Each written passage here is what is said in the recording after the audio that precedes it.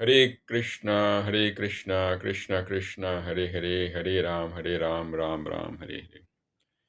अब हम 10वें वीडियो पे आते हैं, 10 मिनट का। उससे पहले हम इस्कॉन के फाउंडर जो हैं आचार्य एसी भक्तिवेदांत स्वामी प्रभुपाद जी का धन्यवाद करते हैं कि उनकी गाइडेंस में हम आगे बढ़ रहे हैं। जो उनने हमारे को भागवतम बताई है उसका संक्षेप रूप में हम आप सबके सामने लाने की कोशिश कर रहे हैं। 9th वीडियो में हमने अष्टांग योग के बारे देखा जो सुखदेव गोस्वामी ने बताया। लेकिन उस समय भी उनने बताया था अष्टांग योग के बारे में कि अष्टांग योग जो है वो थोड़ा डिफ़िकल्ट है करना, और जो भक्ति है जो कि प्रेम पूर्वक भक्ति है वही संक्षेप में वही अल्टीमेट है। तो वो बताते हैं कि सुखदेव गोस्वामी जो हैं कि अष्टांग योग करना मुश्किल है, क्योंकि जो हम लोग का जो माइंड है, हमारे जो सेंसेस हैं, उसको कंट्रोल करना बड़ा मुश्किल है। और सुखदेव गोस्वामी रिकमेंड करते हैं कि हमें भक्ति योग करना चाहिए।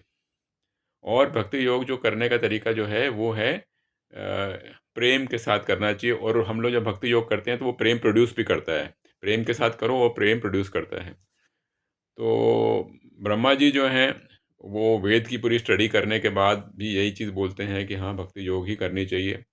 तो जो भगवान की कथाओं का अपने कानों से सुनते हैं या मुंह से बोलते हैं, इससे क्या होता है कि जो हमारा हृदय है वो प्यूरिफाई होता है, और इस प्रकार से हम ईश्वर के चरणों की भक्ति को प्राप्त कर पाते हैं।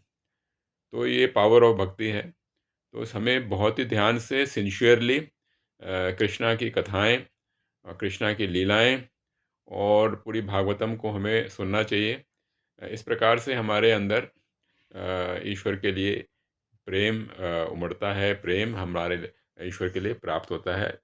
और वही भक्ति है जो हमें अल्टीमेटली ईश्वर का तक हमें लेके जाती है। तो अष्टांग योग को सुखदेव गोस्वामी एक किस्म से डिक्राई करते हैं, सेकंड रेट बोलते हैं और भक्ति की तरफ फोकस करने को बोलते हैं। सुखदेव गोस्वामी कहते हैं कि जो समझदार आदमी होता है वो क्या करता है, अपने जो सुख सुविधाओं के लिए चीज़ें कम से कम रखता है, ना कि अपनी ज़िंदगी पूरी सुख सुविधाओं के लिए पूरी तरह से समर्पित कर देता है और टाइम उसमें वेस्ट करता है। वो क्या करता है, वो अपने जो इच्छाएं हैं उसको कम रखता है और भगवान के ऊपर पूरी तरह से वो फोकस रहता है। तो इस प्रकार से वो भगवान की तरफ फोकस रखता है तो वो भक्ति की तरफ वो आगे बढ़ता है। तो कृष्ण भक्ति जो है वो हमारा रास्ता भी वही है और हमारा उद्देश्य भी वही है।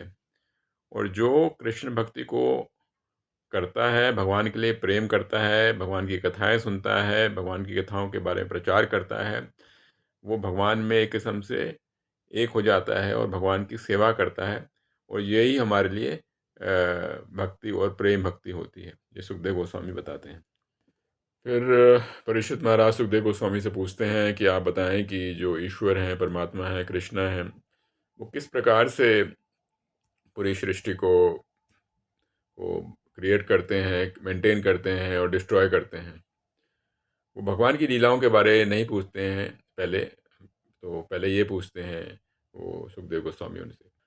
तो इसका जो तात्पर्य है परीक्षित महाराज का ये करने के लिए, ताकि भगवान की जो वास्टनेस है, भगवान की जो शक्तियाँ हैं उसको पहले देखें। नहीं तो अगर हम लीलाएँ पहले समझने की कोशिश करेंगे तो हम हो सकता है भगवान को, है ना, छोटा समझ लें, है ना, ये तो हमारी तरह ही है ना। तो पहले ये इस तरीके से भगवान की क्रिएशन के बारे में वो सुखदेव गोस्वामी से पूछते हैं। फिर सुखदेव गोस्वामी जी परीक्षित महाराज का जवाब देने से पहले उनको प्रार्थना करते हैं कृष्ण भगवान को, और कहते हैं कि मैं उनकी प्रार्थना करता हूँ, हे प्रभु, आप सबके हृदय में वास करते हैं और जो भी आपके भक्त हैं उनकी जो सफरिंग्स होती है उनको आप डिस्ट्रॉय करते हैं। और मैं आपकी पूजा करता हूँ, हे प्रभु, आपके बारे में सुनना चाहता हूँ, आपको प्रार्थना करता हूँ और आपकी मैं ग्लोरीफाई करता हूँ, आपको मैं याद करता हूँ और आपको मैं देखना चाहता हूँ। और आपको बारे में सोचना, आपके बारे में पूजा करने से जितने भी हमारे अवगुण होते हैं, हमारे जो भी पाप हैं वो नष्ट हो जाते हैं। और इस प्रकार से सुखदेव गोस्वामी भगवान के बारे में भगवान को प्रार्थना करते हैं। सुखदेव गोस्वामी कहते हैं कि चाहे हमारे कितने भी गुण हों, कुछ भी हमारे पास संपन्न गुण हों, लेकिन जब तक हम वो गुणों को हम ईश्वर के साथ नहीं जोड़ते हैं, तब तक उसका कोई भी लाभ नहीं है। और सुखदेव गोस्वामी प्रार्थना करते हुए बोलते हैं कि चाहे हमारे हमने जो भी पाप किए हैं, अगर हम अपने आप को ईश्वर के समर्पित कर देते हैं, सरेंडर कर देते हैं, वो सब जो पाप हैं, वो कट जाते हैं। सुखदेव गोस्वामी कहते हैं भगवान ही, कृष्ण ही हैं, सबके गोल हैं और वो ही सबके प्रोटेक्टर हैं, वो ही सबकी रक्षा करते हैं। फिर सुखदेव गोस्वामी कहते हैं कि जिस प्रकार से वेदों की जो रचना हुई थी, वो वेदों की रचना करके ब्रह्मा के मुख से निकले थे, वो कृपा जो थी वो कृष्ण भगवान की कृपा थी। उस प्रकार से वो कहते हैं कि भगवान से प्रार्थना करते हैं कि आपकी लीलाएं भी हैं, वो लीलाओं के बारे में मैं चाहता हूँ कि आप मेरे पे कृपा करें। प्रार्थना करते हैं कि मेरे भी मुख से आपकी लीलाएं उसी प्रकार से निकलें जिस प्रकार से ब्रह्मा जी के मुख से वेद निकले थे। फिर सुखदेव गोस्वामी जी व्यास देव जी से प्रार्थना करते हैं और व्यास देव जी, क्योंकि व्यास देव जी ने इसकी रचना करी थी भागवत महापुराण की। और और वो कहते हैं कि उनकी प्रार्थना करते हैं, और व्यास देव जी जो हैं वो ही वासुदेव के एक इनकारनेशन है। तो इस प्रकार से वो उनकी प्रार्थना करते हैं और भगवान से प्रार्थना करते हैं ताकि वो आगे की कथा संपूर्ण रूप से बता पाए। तो ईश्वर की कथा करना, ईश्वर की भक्ति करना, ईश्वर के बारे में कुछ भी करना, वो हमारे बस की बात नहीं है। ये सब जो हम कर रहे हैं, जो भी आप सुन भी रहे हैं, ये सब ईश्वर की ही शक्तियाँ हैं। ईश्वर के पूजा करना, ईश्वर की प्रार्थना करना, ईश्वर के बारे सुनना, ईश्वर के सब जो भी करना है, वो सब ईश्वर ही करवा रहे हैं और हमारी अपनी कोई भी शक्ति नहीं है। ये बात समझने की है। हरे कृष्ण। तो हमें ये समझने वाली बात है कि हमारे जो परंपरा है उसमें कृष्ण भगवान ने ब्रह्मा जी को बताया था, सारा ज्ञान दिया था, ब्रह्मा जी ने नारद जी को बताया था। इस प्रकार से परंपरा से वो आगे चलते गया और फिर व्यास देव जी को मिला था नारद जी से। तो तो वही सुखदेव गोस्वामी उसी परंपरा का आश्रय लेते हुए वो सुखदेव गोस्वामी जी को भी बता रहे हैं।